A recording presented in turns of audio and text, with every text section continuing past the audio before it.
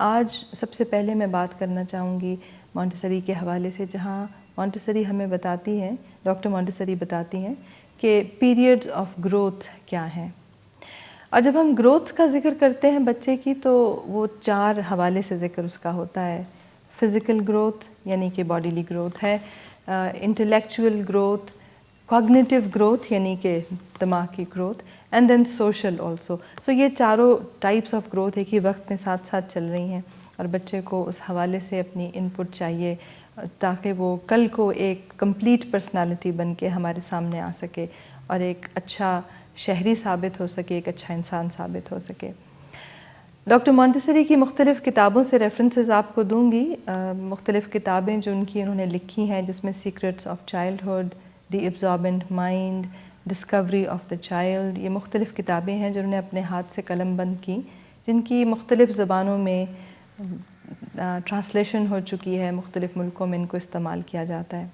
تو doctor Montessori کہتی ہیں کہ بچے کی جو چائلڈ ڈیولپمنٹ کی اگر ہم حساب سے دیکھیں 4 حصوں میں اس کو ڈیوائڈ کیا، 0 to 3 years of age، 3 to 6 years of age، 6 to 9 years and 9 to 12 years، 4 حصوں میں انہوں نے کہا کہ اس کو ہم دیکھتے ہیں۔ اب یہ سمجھ لیجئے کہ حصوں سے یہ مراد نہیں ہے کہ آج بچہ 3 سال کا اور کل 4 کا ہوگا تو there will be a sudden change، یہ گریجول چینج ہوتا ہے اور بچے سے بچے پہ ڈپینڈ کرتا ہے، وقت اور حالات پر بھی ڈپینڈ کرتا ہے۔ بٹ جنرلی ڈاکٹر مونٹیسری نے ہمیں بتایا کہ اس عمر میں بچے کی نیڈ کیا ہوگی، جس کو ہم کہتے ہیں کال آف نیچر کیا ہوگی، اس وقت جو اس کی گروتھ ہے اس کے حوالے سے اس کو کیا دینا چاہیے، انوائرمنٹ میں کیا ہونا چاہیے، اس کی ڈائٹ کیسی ہونی چاہیے، تاکہ جیسے ہم نے کل کہا کہ وہ کل کو ایک کمپلیٹ شخصیت کی صورت میں ہمارے سامنے آئے۔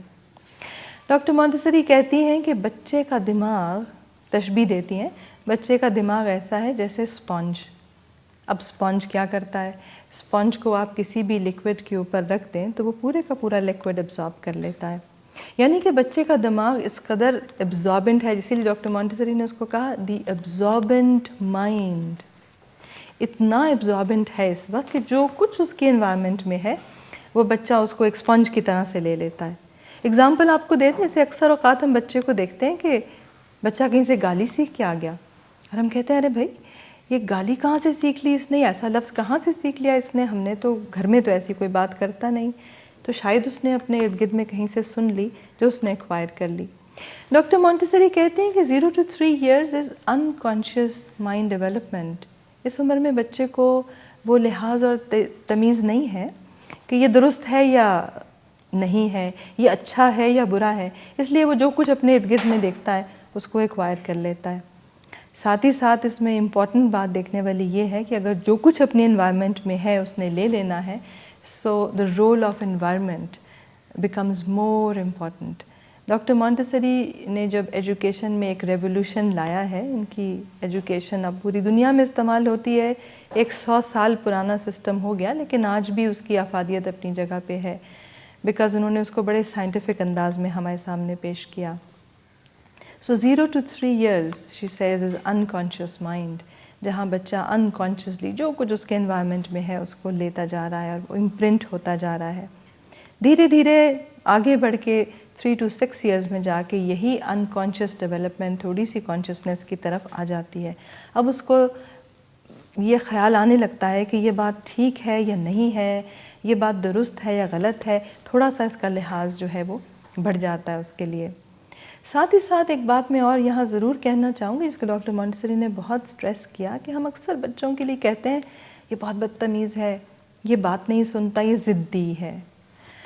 اب ضد جو ہے وہ ایک الگ چیز ہے اور ڈیولپمنٹ سٹیج ایک اپنی جگہ پہ ہے۔ بچے کی نیچر ہے اس وقت، اس کو جیسے ڈوئنگ از لرننگ، وہ جو کرتا ہے وہ سیکھتا ہے، کال آف نیچر ہے۔